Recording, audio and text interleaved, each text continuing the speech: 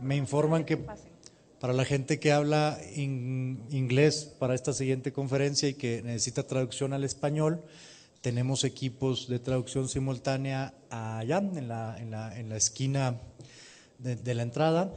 Y bueno, se ofrece traducción simultánea tanto de inglés a español como de español a inglés.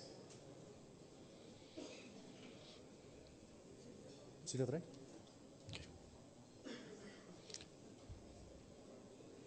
¿Ya? Ok, perfecto. Para dar inicio a nuestra próxima conferencia, la keynote, la conferencia magistral a cargo, tenemos por primera vez, y estamos muy orgullosos en Canietti, de contar por primera vez con el maestro Ciro Gómez Leiva, quien no necesita ninguna introducción obviamente, pero me permito leer un breve currículum. Periodista, estudió comunicación en la Universidad Iberoamericana, tiene una maestría en sociología por la UNAM, conduce actualmente en Radio Fórmula el programa Ciro por la Mañana, primer lugar en rating nacional, escribe en Milenio la columna La Historia en Breve y es panelista del programa Tercer Grado de Televisa.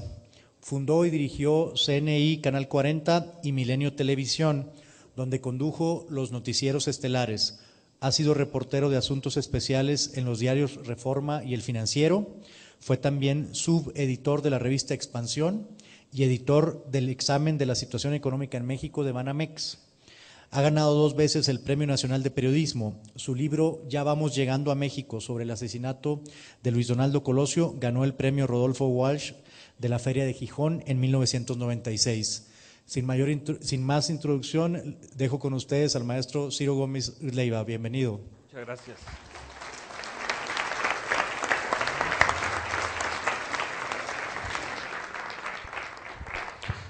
Muchas gracias. Gracias. Encantado. Muchas gracias.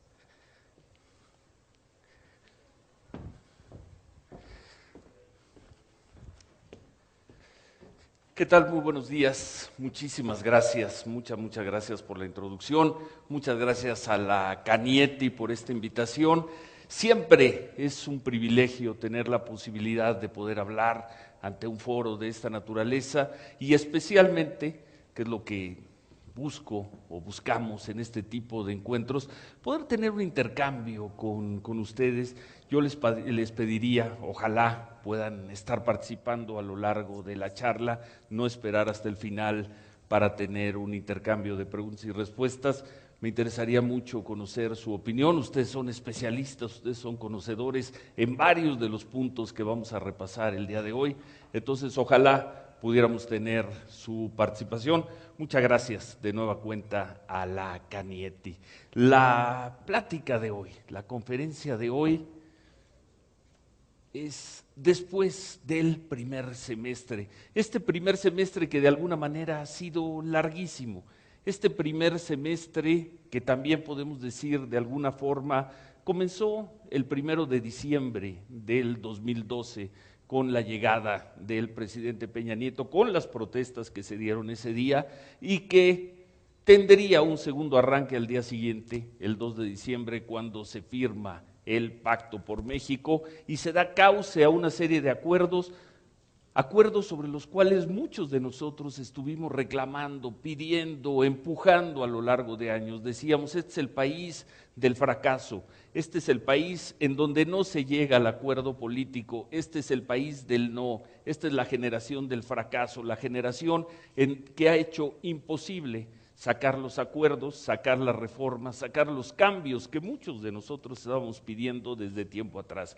Eso comienza a concretarse el 2 de diciembre del 2012, viene un año de acuerdo, viene un año de reformas, esas reformas se dan fundamentalmente en el segundo semestre del año pasado y tendrían que haberse concretado en leyes secundarias en el primer semestre de este año. Por eso hemos titulado a la charla de hoy, después del primer semestre, ¿qué es lo que viene a partir ya de algunos días? Y yo diría, ¿qué es lo que viene en México una vez que se terminen de aprobar, si es que se aprueban, las leyes secundarias de telecomunicaciones. Tengo entendido que hace unos momentos aquí les dijeron que se van a aprobar ya, que están como al 99%. Yo tendría algunas dudas. Y sobre todo, ¿qué es lo que va a pasar una vez que se aprueben, si es que se aprueban, si es que el PAN nos sigue pateando el bote, las leyes secundarias de la reforma energética? ¿Qué es lo que viene a partir de este momento, que supuestamente iba a terminar el 30 de junio, que ya vemos que no va a terminar el 30 de junio, pero que de todas formas nos permite mantener el título de esta conferencia en después del primer semestre? ¿En dónde estamos? No me quiero detener mucho en la parte del diagnóstico porque lo conocen bien. Yo simplemente lo resumiría diciendo: seguimos siendo el país de los contrastes, seguimos siendo el país de la perspectiva desde donde se le quiera ver. Tenemos la cantidad suficiente de datos, de indicadores, de cifras para pensar que México no sale de sus problemas y estamos en una situación muy complicada. Pero tenemos también las cifras, los datos, la estadística de sobra para pensar que este país camina y camina muy bien. Tomamos simplemente una serie de indicadores, ahí ya depende dónde se quieran colocar. Ya no está caminando esto. ¿Tenemos un problema aquí? Bueno, no, ya me fui muy adelante, ya se va para atrás. Empezamos con esto: 28.9 millones de mexicanos trabajan en la informalidad. Ese es un dato terrible para empezar cualquier análisis económico. 60% de los trabajadores del país, en un cálculo, siguen trabajando hoy o seguían trabajando hasta hace unos meses en la informalidad. Esto equivale a la población total de habitantes del Distrito Federal, del Estado de México y de Nuevo León. Podríamos tomar también en términos de contraste esta otra cifra, ¿no? Nos dijeron el año pasado que íbamos a crecer alrededor del 3.5, que nuestra economía iba a crecer alrededor de 3.5. Después de subir los impuestos, nos dijeron que este año íbamos a crecer al 3.9. Hace un mes nos dijo la Secretaría de Hacienda que siempre no, que va a ser 2.7. La semana pasada el Banco Mundial dice que si bien nos va, vamos a crecer 2%, y como va la tendencia, en una de esas ni siquiera alcanzamos esa cifra. Podríamos tomar datos como este: la construcción y los proyectos de infraestructura se desplomaron tremendamente el año pasado, ustedes lo deben saber bien, a varios de ustedes les ha de haber llegado esta cifra. 4.5% de disminución acumulada en el 2013, 4.5%, además, en una economía que en conjunto creció difícilmente 1%. Después de un año de contención, aquí empezamos con los contrastes, el gobierno decidió utilizar en 2014, o que va a utilizar en el 2014, recursos para activar la economía. Nos están diciendo que el gasto público va a crecer, y por lo pronto en enero, no sé si ya lo sintieron ustedes en sus sectores, en sus actividades, el gasto público creció 19.8%. Podríamos centrarnos una hora en que México sigue siendo un país de pobres. Ahí están las cifras que ya conocemos: 45% en pobreza, 11.5% en pobreza extrema, 53 millones de mexicanos pobres. Es una realidad. También es una realidad que hay un proyecto al que habrá que darle tiempo para ver cómo funciona la Cruzada Nacional contra el Hambre. Se dice que va a impactar a 7 millones de mexicanos que viven en pobreza extrema. Hace poco el presidente Peña Nieto dijo que ya había alcanzado a creo que 3.3 millones. Datos también como estos: a México le tomará más de 65 años, 65 años. Creo que difícilmente alguien o alguno de los que estamos aquí nos va a tocar ver eso. 65 años, pero bueno, igual, pues no creo, pero bueno, a lo mejor a alguno nos toca 65 años alcanzar solo el nivel promedio de los países de la OCDE, porque pues ni modo, desde que entramos ahí es nuestra referencia, para alcanzar su nivel en lectura. En matemáticas sí nos va a tocar verlo con nuestros nietos, 25 años en matemáticas, esto según nuestras propias cifras, el programa de evaluación internacional de PISA, ¿no? Pero también tenemos estos datos, y estos datos, vamos a la otra cara de la moneda, también tenemos cada vez más cifras, indicadores como este.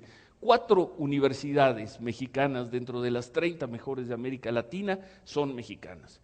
Y yo aquí, uno podría decir, sí, pero todavía no nos podemos comparar con Columbia, o no nos podemos comparar con las universidades francesas, ni siquiera con las españolas, pero sabemos que en Argentina, cuando menos, hay 2 buenas universidades. Sabemos que en Chile, además la que está en número 1, hay 4 buenas universidades. Los brasileños, ahora que está tan de moda compararnos con los brasileños, tienen grandes centros de investigación, de docencia en tecnología, en distintos campos, y sin embargo esta es esa cifra.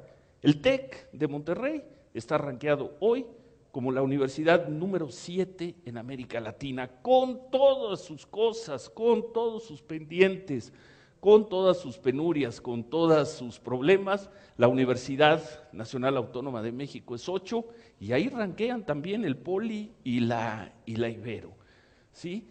No hay una mejoría cambiando, saliendo de la economía, no hay una mejoría clara en los índices de delito de alto impacto. El secuestro y la extorsión han aumentado en el gobierno de Enrique Peña Nieto, pero sin embargo hay una disminución en ejecuciones, y al parecer hay una estrategia que, bueno, cuando menos mexicanos son los que están muriendo hoy.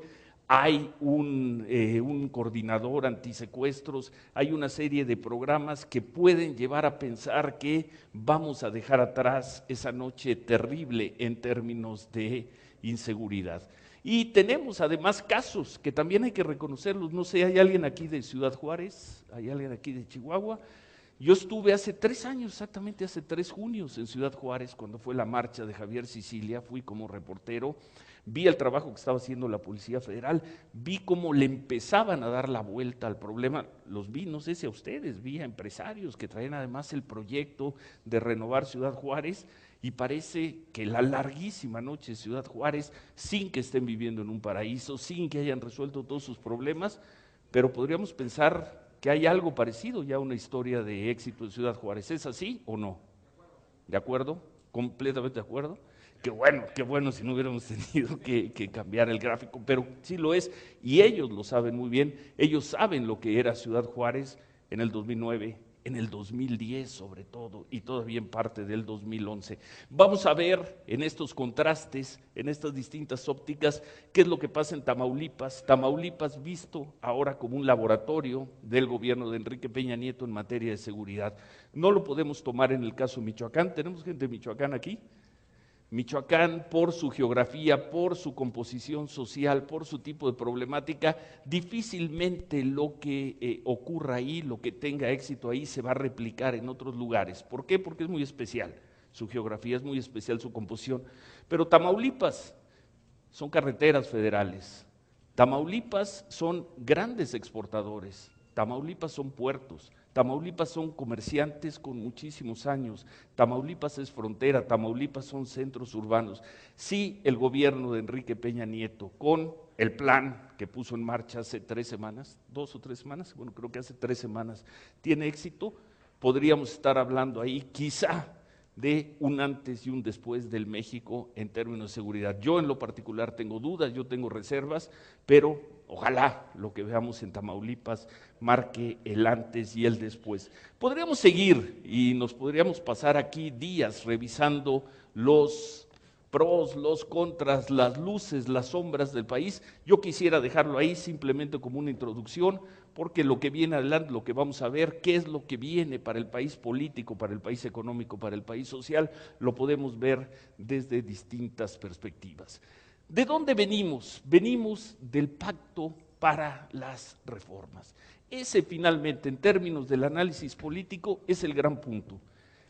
En el 2006 fue el conflicto político que se dio después de la elección. Hoy en día seguimos en la situación, no quiero llamarla inercia, sino en la corriente de los acuerdos políticos que han dado una serie de reformas que son muchas, si las vemos ya en un cuadro, son muchas las que se han dado desde el final del gobierno del presidente Calderón y especialmente en este año y medio del gobierno de Enrique Peña Nieto. Le voy a pedir a la periodista y académica especialista en el tema de las reformas, Elisa Alanís, que andaba por acá.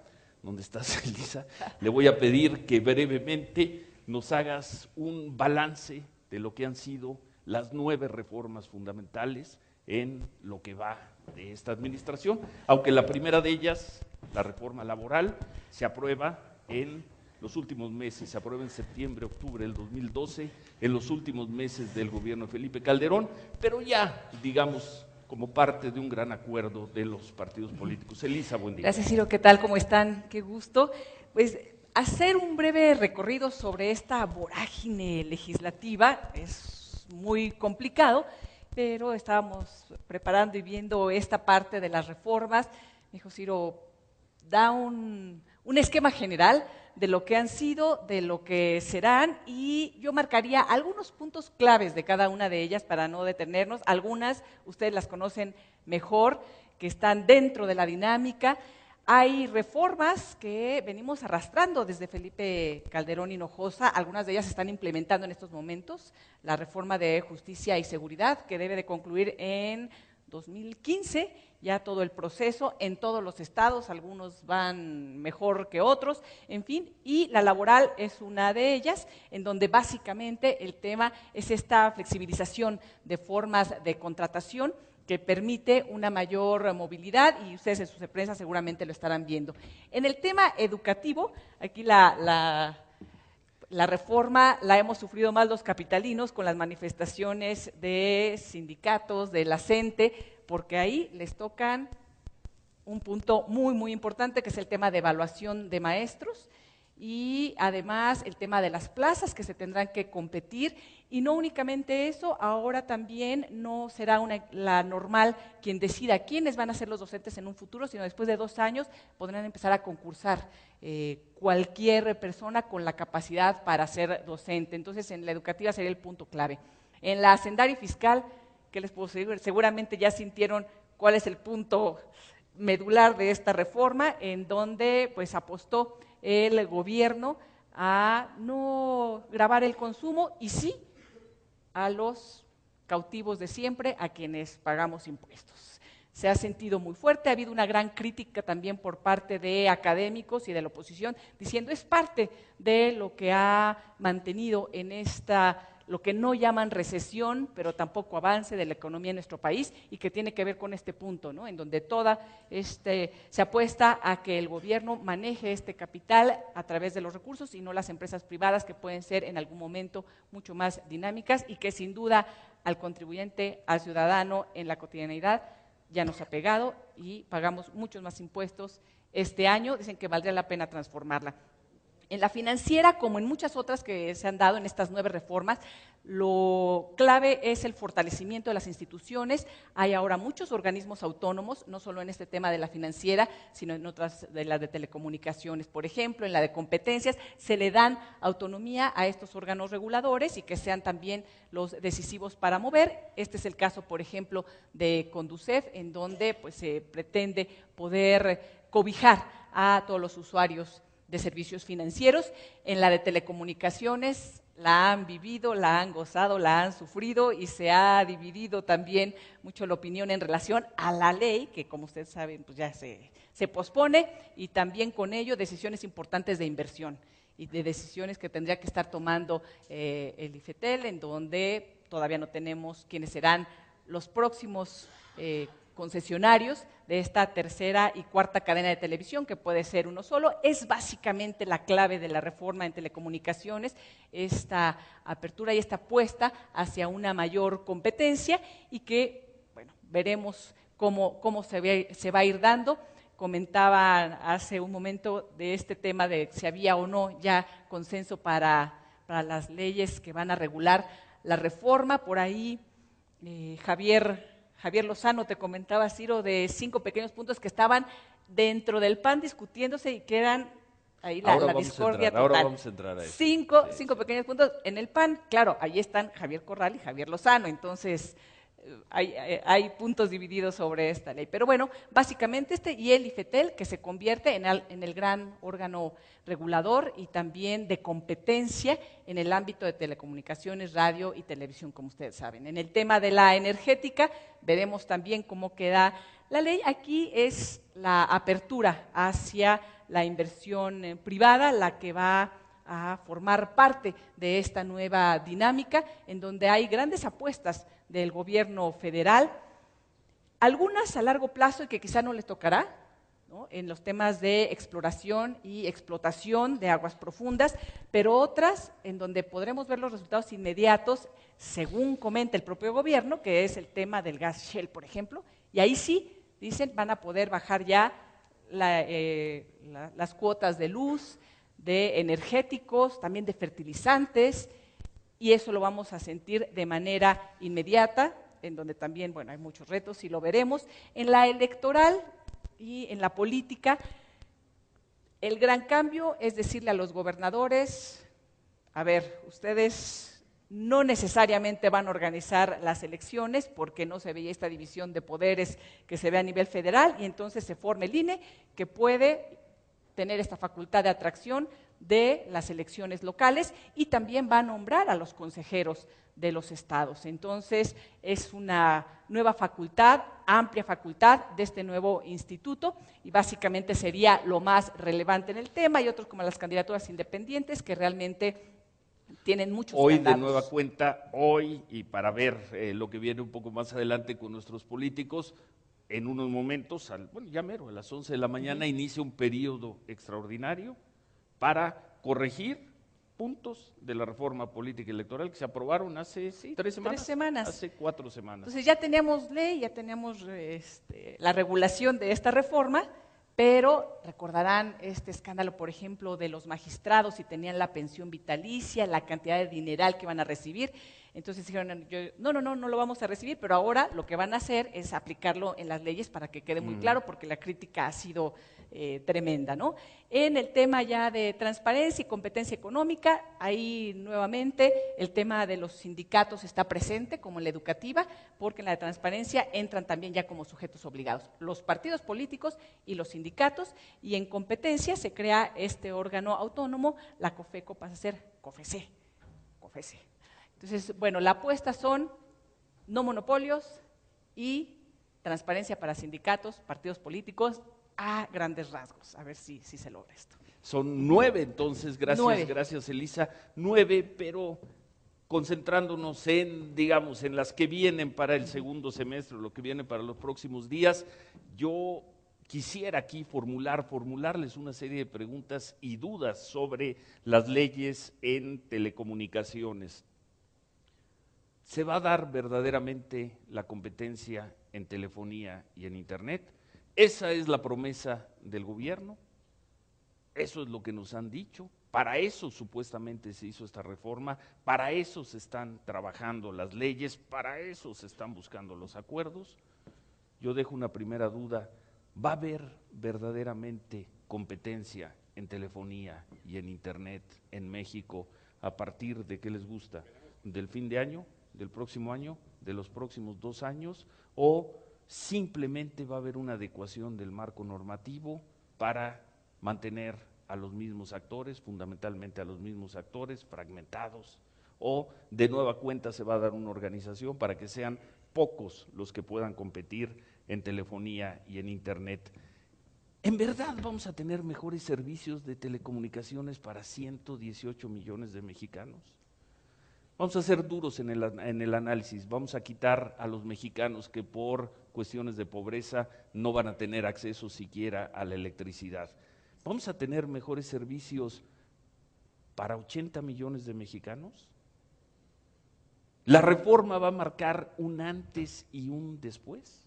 Porque pues si no, ¿para qué queremos reforma? Si no va a haber más competencia en telefonía, en internet, si no vamos a tener mejores servicios para la mayor parte de mexicanos, ¿para qué se está haciendo esta reforma?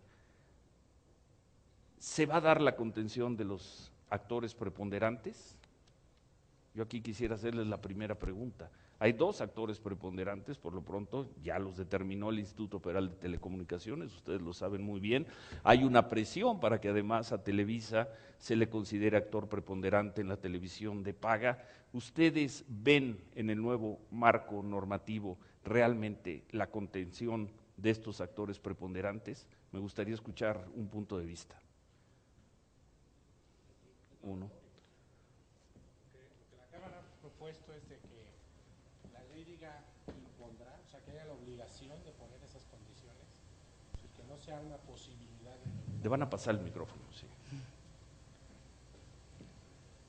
Yo creo que La Constitución dice deberá, hay una palabra y el clave texto que están que es proponiendo podrá en vez de impondrá. La Constitución dice el IFT, el instituto, impondrá ciertas obligaciones. La última versión que viene de la ley dice podrá. El podrá abre muchas posibilidades, el impondrá es muy preciso. Pero le hago la pregunta, perdón, aquí como periodista, ¿se va a dar la contención de los actores preponderantes? Es lo que esperamos como industria, sí. Es lo que espera como industria. ¿Algún otro punto de vista? ¿Algún otro comentario? Había levantado por allá la mano. Ahí atrás. ¿Quién era? ¿Quién levantó ahí? Ah, perdón, me pareció que era para allá. Entonces, ¿sí creen que se va a dar esta contención? Tiene que. ¿Es un buen deseo? Creemos que la iniciativa está plasmado los aspectos fundamentales para que esto ocurra. Por supuesto existe alguna posibilidad, como en muchos otros temas, donde la ley no tenga un impacto real, ¿no? Lo que hemos visto en muchos años. Pero en esta ocasión no tenemos la confianza de que sí va a ocurrir. Yo lo dejo como duda, dejo esas tres preguntas y agrego una cuarta. ¿Vamos a tener una mejor televisión? Y es más, podría anteponer una pregunta, ¿hay verdaderamente un interés nacional por tener una mejor televisión? ¿O es un tema de ciertos legisladores, de ciertos políticos, de ciertos intelectuales? Hoy en la mañana tuvimos oportunidad de presentar los ratings de la televisión abierta, no sé si ya los conocen, del martes, de cómo estuvo el comportamiento de los ratings el martes en televisión abierta. En los 15 últimos minutos del partido, del cuarto para las, ¿a qué hora fue el partido? De 2 a 4, de cuarto para las 4 a las 4, el share sumado, estoy hablando de televisión abierta, no tengo las cifras de televisión de paga, el share, sumando el share de Televisa, que transmitió por el canal 2, el México-Brasil, con el de Televisión Azteca, que lo transmitió en el 7, ellos han apostado a transmitir el Mundial en el 7, si hubieran ido al 13 seguramente tendrían más rating, sumando el share, de cuarto para las 4 a las 4 era 83%. Yo no sé si en algún otro evento deportivo o de espectáculos se haya alcanzado un share de 83%, ¿no? Entonces yo hago la pregunta, y además ustedes seguramente han seguido el Mundial de Fútbol, es básicamente lo mismo que hacen, son más o menos los mismos comentaristas, se renuevan, es el mismo tipo de transmisiones. Las maravillas que tuvimos hace 4 años cuando llegó la televisión de alta definición, tomas distintas, pues las vimos en el 2010, es básicamente lo mismo, y sin embargo 83% de los televisores encendidos en ese horario, y además media hora antes el 83 era 81 y cuando más bajo fue 79, vamos a cerrarlo en 80% de los mexicanos estaban siguiendo el fútbol. Hago a partir de un dato como ese la pregunta, ¿hay una demanda por una mejor televisión realmente o es un asunto de políticos, es un asunto de intelectuales?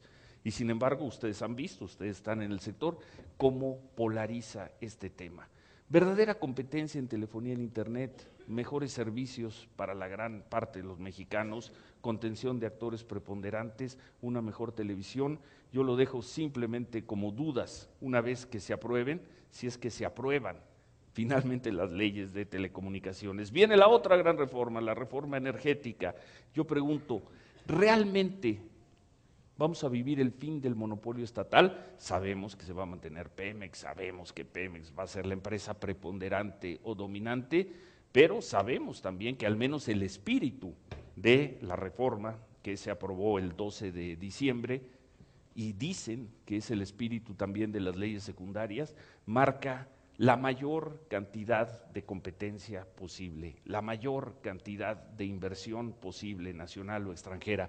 Pemex tendrá el derecho de la banca, tendrá la ronda cero, Pemex va a definir en qué proyectos invierte y en qué proyectos no. Pero mi pregunta, así como les hacía la pregunta en telecomunicaciones sobre si vamos a tener mejores servicios para los mexicanos, ¿viene el fin del monopolio estatal? ¿O viene verdaderamente un cambio dramático en términos de la presencia de Pemex en el mercado? ¿O lo que vamos a tener es un actor preponderante, un Pemex, que va a seguir manejando un porcentaje altísimo de toda la producción, exploración, comercialización de petróleo, y la famosa inversión privada va a ser mínima frente al peso de Pemex? Yo pregunto también, después de leer varios artículos, sobre todo el año pasado, hablamos mucho de la reforma energética y inmediatamente la relacionamos con que va a llegar muchísimo dinero. No pusimos cifras intencionalmente porque algunos todos hablan de miles de millones de dólares. ¿Va a llegar verdaderamente ese dinero? Dicen los especialistas que muchos de los cambios que pedían los inversionistas se dieron hace décadas en otros países y que esa inversión ya llegó a otros países y que a donde vamos nosotros es a un punto de desarrollo de industria, desarrollo de tecnología, de inversión, donde otros países ya vienen de regreso. ¿Qué tanto de lo que estamos discutiendo en términos de leyes energéticas es un mito? ¿Qué tanto se va a convertir verdaderamente en inversión? Por lo mismo, el petróleo, tengo la siguiente duda, ¿el petróleo y la electricidad van a ser un negocio para muchos?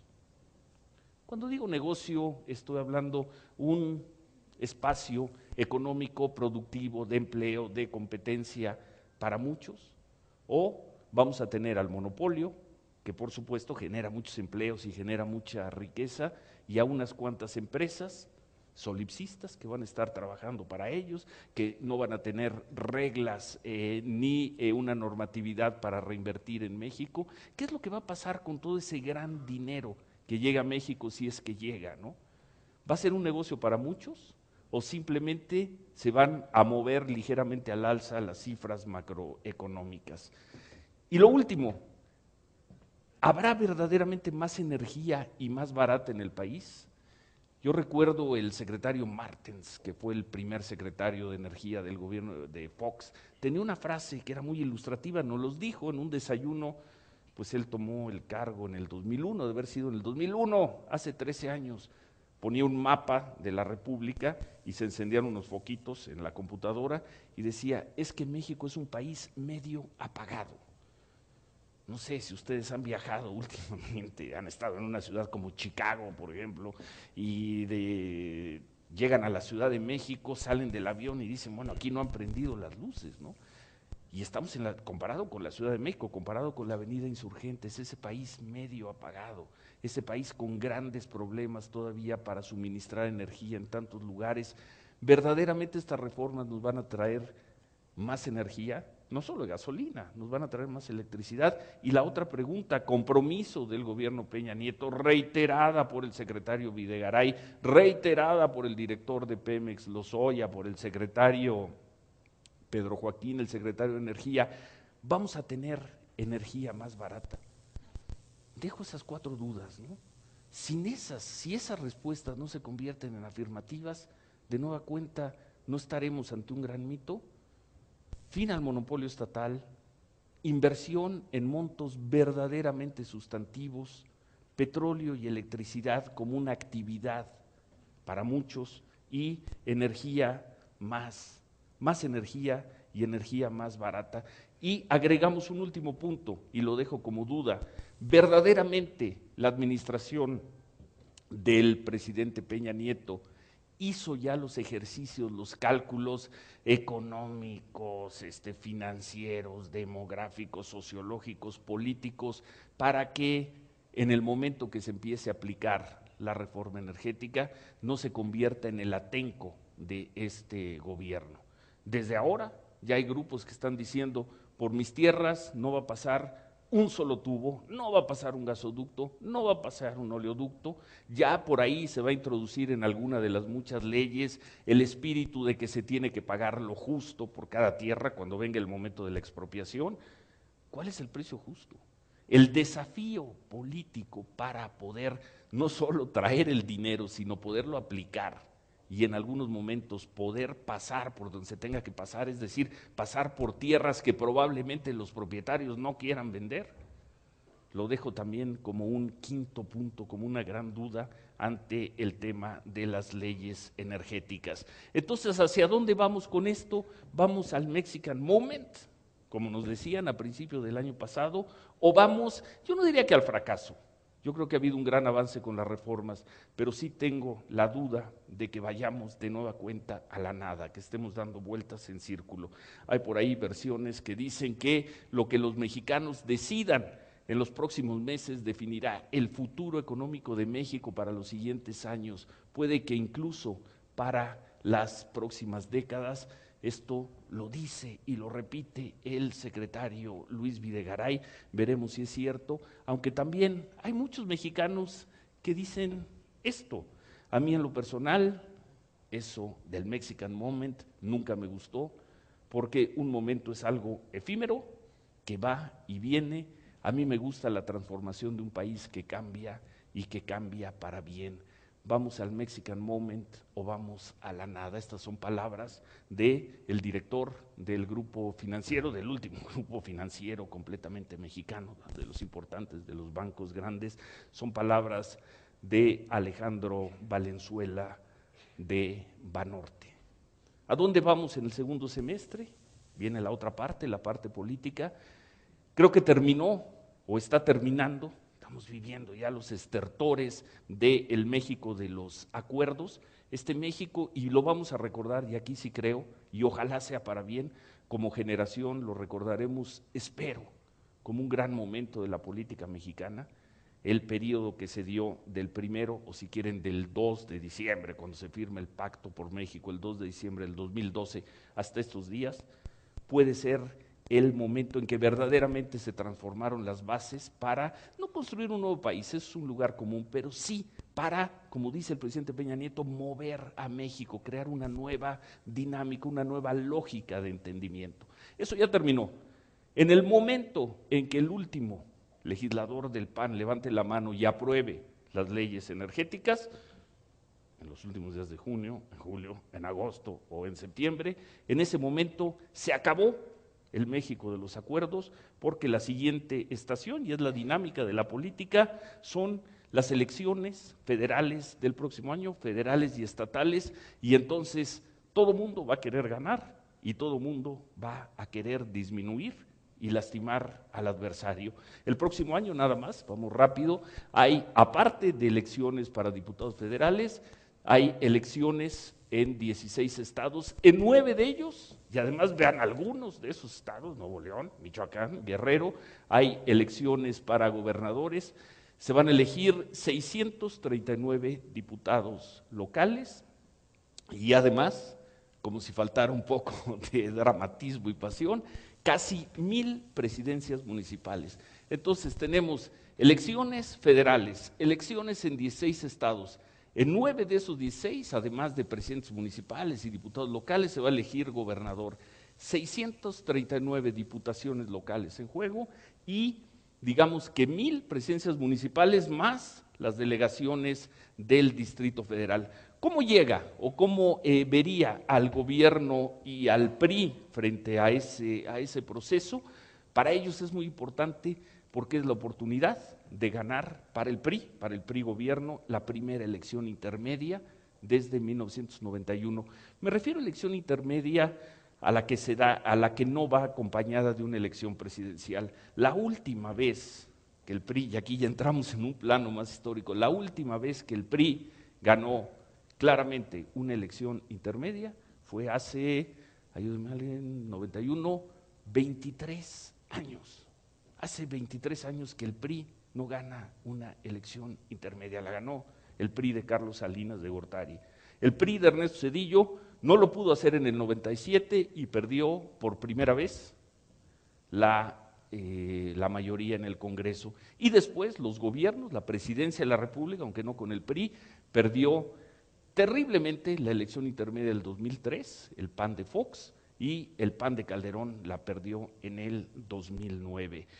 Además, es importantísimo para la administración del presidente Peña Nieto no perder la Cámara de Diputados, o cuando menos no perder el número de diputados que tienen ahora, mantener más o menos una composición que les permita navegar en la segunda mitad del sexenio, quizá ya no para sacar grandes reformas, pero es un objetivo fundamental de este gobierno, no perder al menos lo que ya tienen, ¿no? Y desde luego el PRI va a tratar de ganar la mayor parte de las gubernaturas, ¿no? ¿Para qué? Para poder tener en la segunda parte del sexenio un presidente fortalecido después de estas elecciones. Sería tremendo para el proyecto del presidente Peña Nieto, con reformas en marcha, con todas las fuerzas que se van a desatar en telecomunicaciones, ya las vimos en educación, que seguramente se van a desatar cuando entren en vigencia las leyes de la reforma secundaria. Tener un presidente debilitado sería terrible para su proyecto. El PAN, el objetivo del PAN, el PAN pasa en unos días, en unas semanas, máximo en unos meses, pasa de aliado, de gran aliado, yo diría de muy leal aliado, pasa a convertirse en adversario.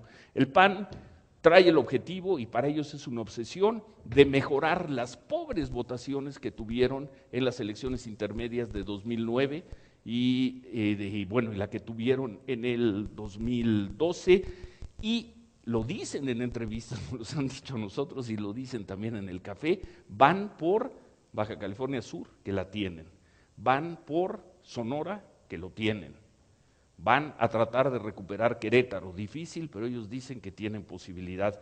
Creen que pueden ganar Michoacán, yo lo veo en chino, pero ellos dicen que pueden ganar Michoacán. Sueñan con que pueden recuperar Nuevo León después de haberlo perdido en 2 elecciones seguidas. Dan por sentado que van a ganar en Colima, dan por sentado que van a ganar en San Luis Potosí, eso dicen ellos, no lo digo yo, y por ahí, ¿hay alguien de Campeche aquí? No hay nadie de Campeche, dicen que sí, bueno, dicen que van a ganar Campeche, eso dicen ellos, ¿no?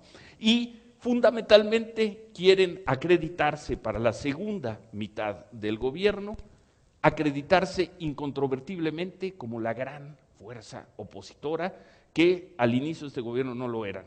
Tuvieron que ser la fuerza opositora junto con el PRD. Parte de la lógica del Pacto por México se alcanza gracias al resultado que se dio en el 2012 y que los dejaba más o menos en igualdad de circunstancias.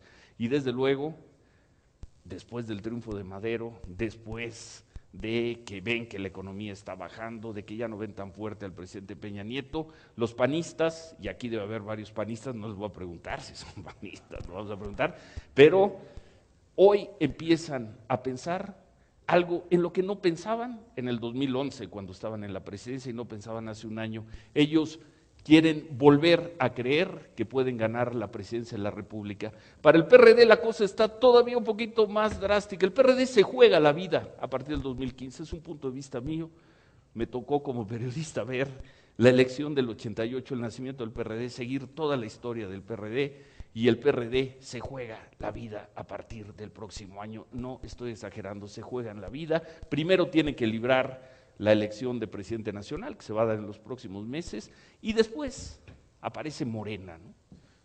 La amenaza de Morena es grandísima para el PRD.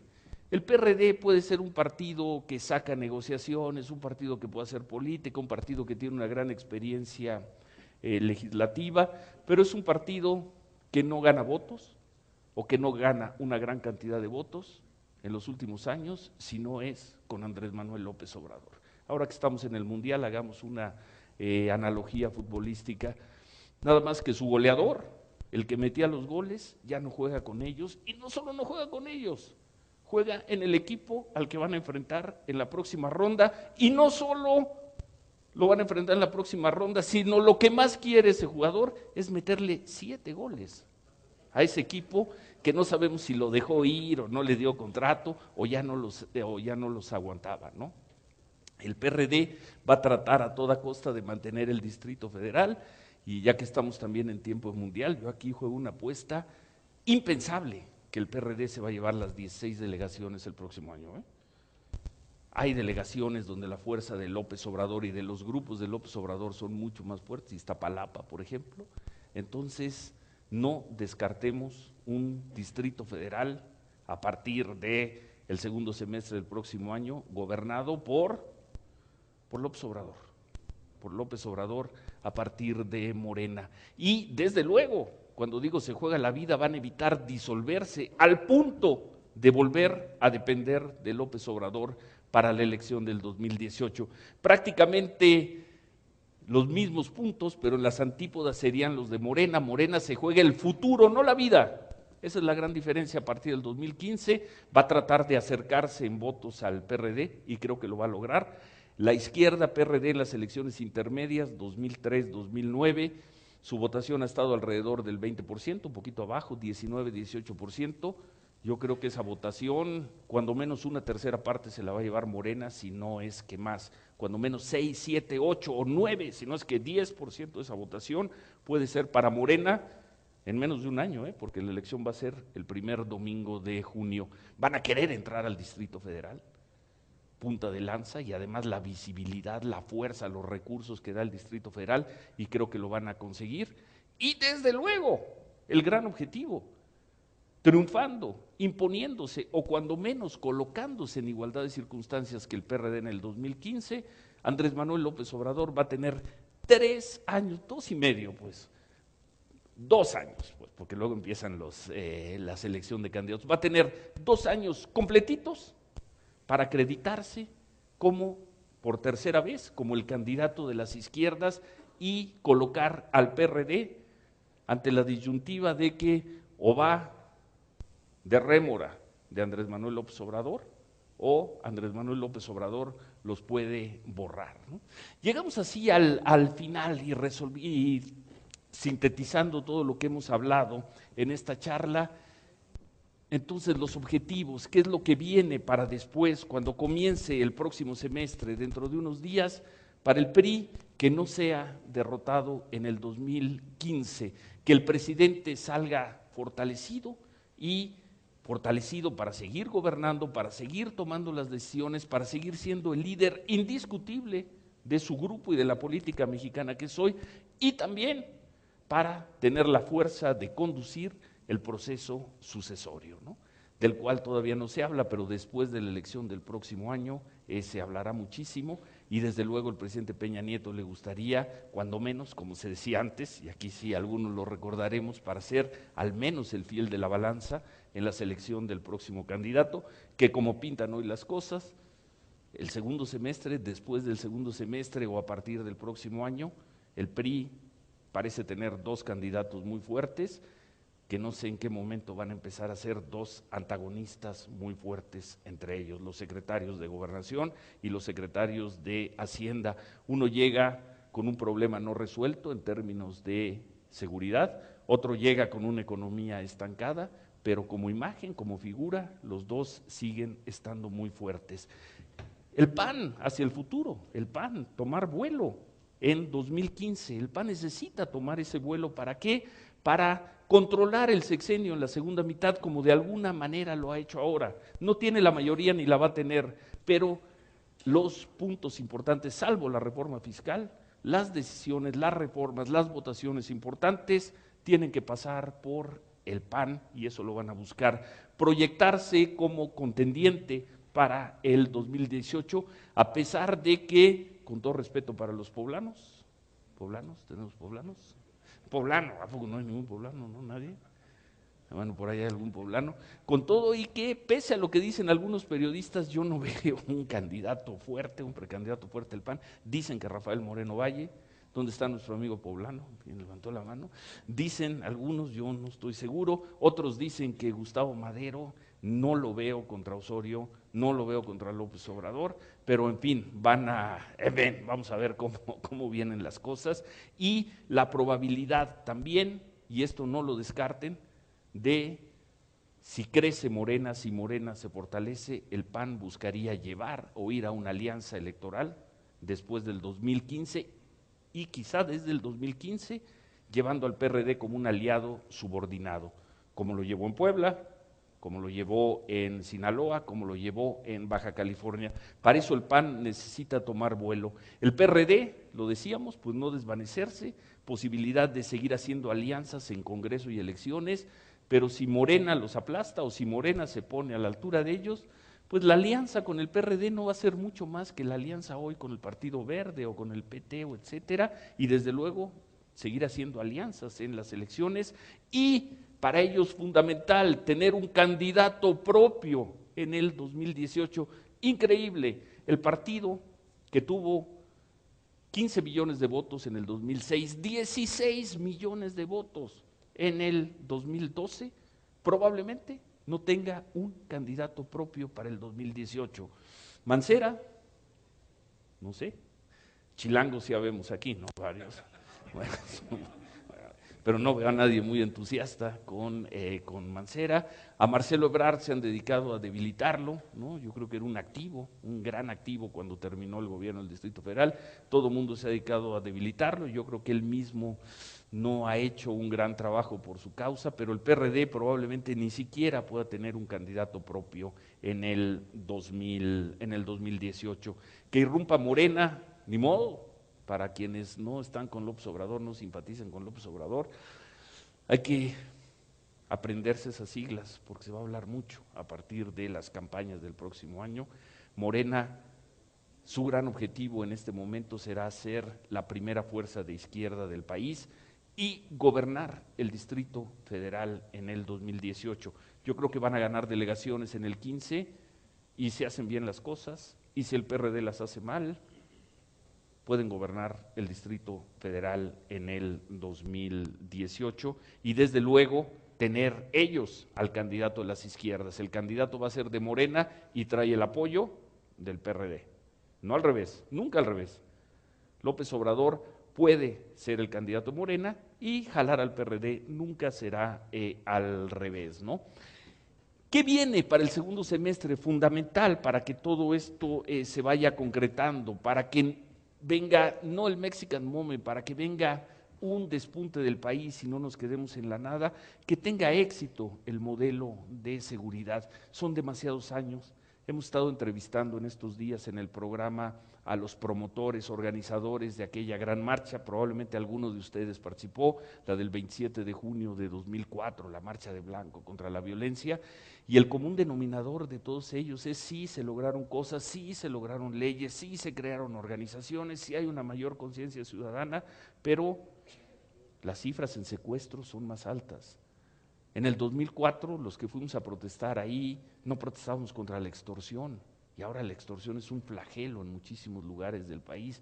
El robo con violencia, pues en algunas regiones baja, luego regresa. Entonces tiene que venir, no puede haber un país hacia adelante, un país con futuro, un país con otro rostro, si no hay una baja sustantiva en secuestro, en extorsión, en robo con violencia, en robo comercial, que es otro problema tremendo. Se habla de inversión, se habla de llegada de capitales y por cuántas carreteras del país no se puede transitar, ¿no? Tiene que haber un cambio cualitativo en la percepción cotidiana de la gente, un poco como la vivimos aquí en el Distrito Federal en el 2009, 2012, cuando me dicen cómo se mide la seguridad, se mide para mí con gente en la calle, se mide con gente en la carretera, se mide con comercios abiertos, se mide con inversiones sin mayor miedo. No solo con cifras, que bajó la extorsión, sí bajó la extorsión, pero nadie, en Juárez ustedes lo conocen muy bien, ¿no? Bajan las cifras, pero nadie puede salir.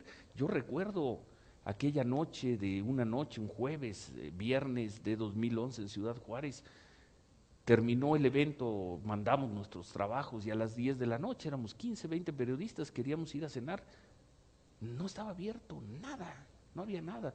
Acabamos, por cierto, ahí en un lugar buenísimo, pero bueno, pero la ciudad estaba buenísimo, no, porque había una redoba, había una redoba ahí muy buena, no sé si es redoba, estaban cantándole a una familia, era padre, hijo, esposo, esposa y 2 hijos adolescentes, y el padre le cantaba con mucho amor a la esposa y tocaban al lado, y había otra mesa por ahí con 2 tipos con unas cervezas y luego 20 periodistas, ya era un lugar enorme, ¿no? Eso es, esas son las señales, ¿no? No solo las cifras, la macroeconomía, los datos, las conferencias de prensa, es la recuperación de la vida cotidiana, ¿no? Y que todas estas reformas se traduzcan en realidad, que estas reformas vuelen, ¿no? Ojalá se dé el arribo extraordinario de capitales que creo que todos estamos esperando. ¿O hay alguien aquí que no quisiera que llegaran los capitales? ¿No? Ojalá se den, no sé si en las cantidades que sueñan algunos pronósticos, pero ojalá llegue ese dinero, ojalá se dé la energía barata, ¿no? No puede ser que sigamos consumiendo mala energía, ya sea en combustible, ya sea en electricidad, pagando precios de locura, sobre todo los millones de mexicanos que tienen que pagarlo porque no les queda de otra. Los precios de la electricidad todavía en algunas regiones del país siguen siendo tremendos, o los subsidios para que no se paguen esas cantidades estratosféricas en Tabasco, en Chihuahua, en las regiones más cálidas. Ojalá se dé también esa transformación, ojalá, porque creo que nos cambiaría también el rostro, nos cambiaría la percepción, nos cambiaría como ciudadanos, se dé la competencia en telecomunicaciones. Ojalá dentro de una generación, quizá cuando la de nuestros hijos, cuando nuestros hijos lleguen a las universidades o se incorporen al mercado profesional, nos volteen a ver en las comidas de fin de semana y nos digan, ¿se acuerdan cuando en la época de ustedes que mantener una llamada por teléfono celular más allá de 20 segundos era una hazaña? Ojalá todo eso quede en un pasado, porque si no, ¿para qué queremos leyes secundarias? ¿Para qué queremos estas reformas, no? Más competencia en general.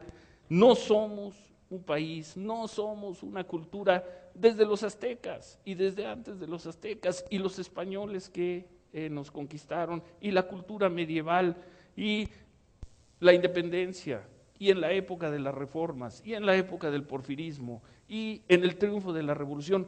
Nunca al día de hoy hemos sido una cultura pro competencia, somos una cultura dominio. Nosotros traemos como nación, no necesariamente nosotros como personas, sí traemos un chip monopólico, sí traemos un chip de yo ya trabajé mucho y yo tengo que cuidar lo que logré. Oye, pero lo logras haciendo por acá esto, con una ventaja de la ley, con esto, disminuyendo aquí. Ojalá venga una nueva cultura y por primera vez en la historia de este país, en todos los sectores, verdaderamente nos convirtamos en un país de competencia interna, porque decimos, sí, pero tenemos a Cemex compitiendo, y tuvimos a Modelo y luego se la vendimos a unos holandeses en una cantidad fantástica, y tenemos al hombre más rico del mundo, y las telenovelas mexicanas se ven. Entonces, sí, ¿cuántas? Para un país de 118 millones de habitantes, estos son nuestros logros. Ojalá venga esa competencia, ojalá se dé también una nueva cultura laboral.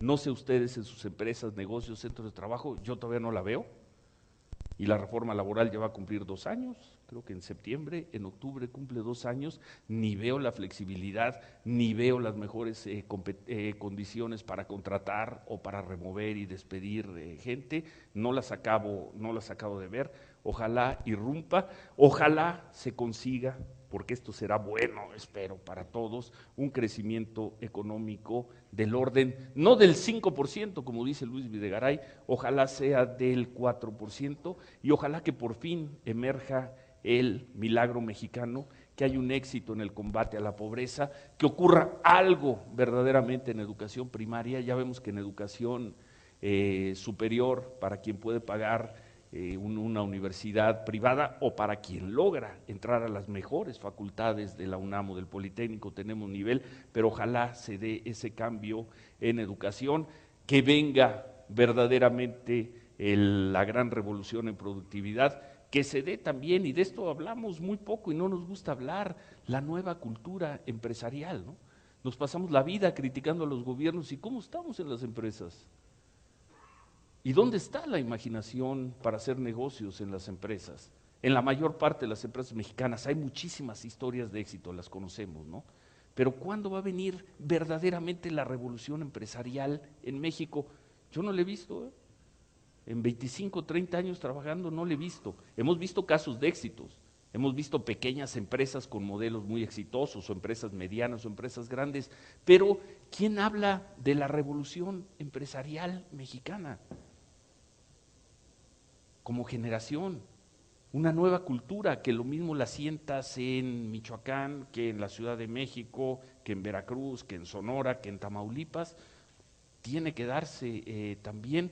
Y finalmente, y con esto quisiera terminar, una sociedad que también le dé la vuelta a la página, ¿no? Hablamos y hablamos y hablamos del PRI por muchos años, y hay que acabar con el PRI, y el día que se vaya el PRI, este país va a cambiar. Llegó el PAN y dijimos, estos no saben gobernar, y el día que se vaya el PAN, México va a regresar, van a regresar los que sí saben hacer política, ¿no? Llegó la izquierda a la ciudad, a la capital del país, y la seguimos criticando. No queremos siquiera imaginar, o no quieren algunos imaginar siquiera que Andrés Manuel López Obrador pueda llegar a gobernar la Ciudad de México otra vez, o el país. Criticamos a los políticos, criticamos la situación, y yo pregunto, ¿cuándo vamos a pasar también a ser una sociedad, pasar de esa actitud del acreedor, de el Estado me debe, la política me debe, los partidos me deben, los políticos me deben, los candidatos me deben, al ¿qué le debemos nosotros a este gran país, a este maravilloso país que aguanta todo?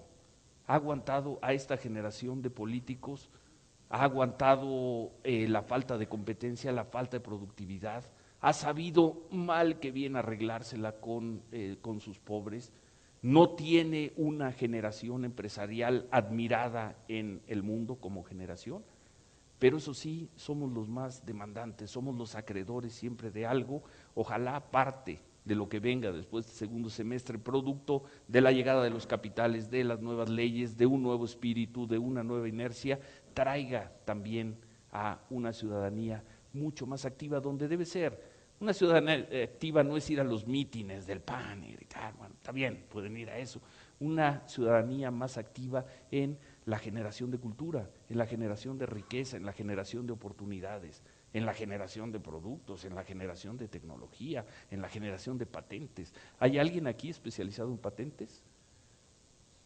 El otro día me daban las cifras de las patentes mexicanas comparadas con otros países de América Latina. Es increíble.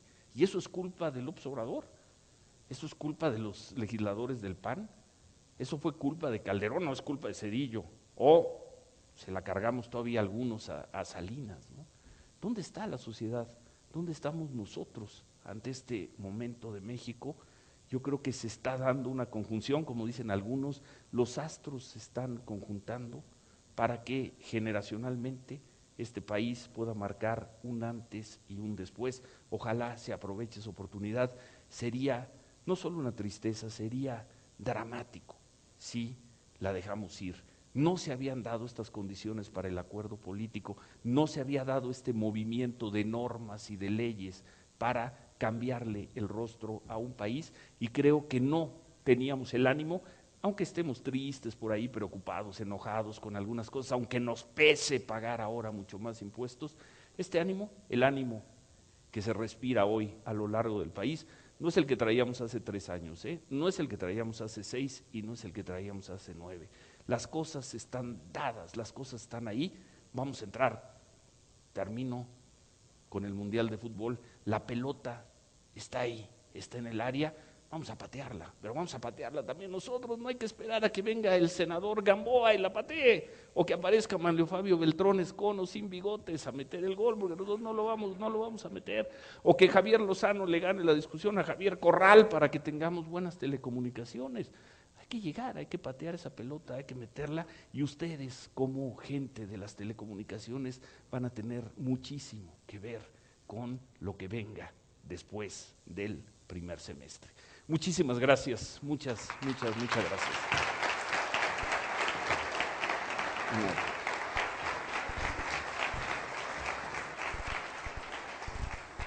No. Todavía tendríamos unos 3, 4 minutos por si alguien se anima a hacer alguna pregunta. Digo, el periodista Gómez Leiva nos invitó a hacer preguntas durante la conferencia, nadie levantó la mano. Supongo que están muy impactados con las declaraciones y la conferencia, pero si alguien tiene una pregunta, los invito a levantar su mano y alguien de las edecanes nos haría el favor.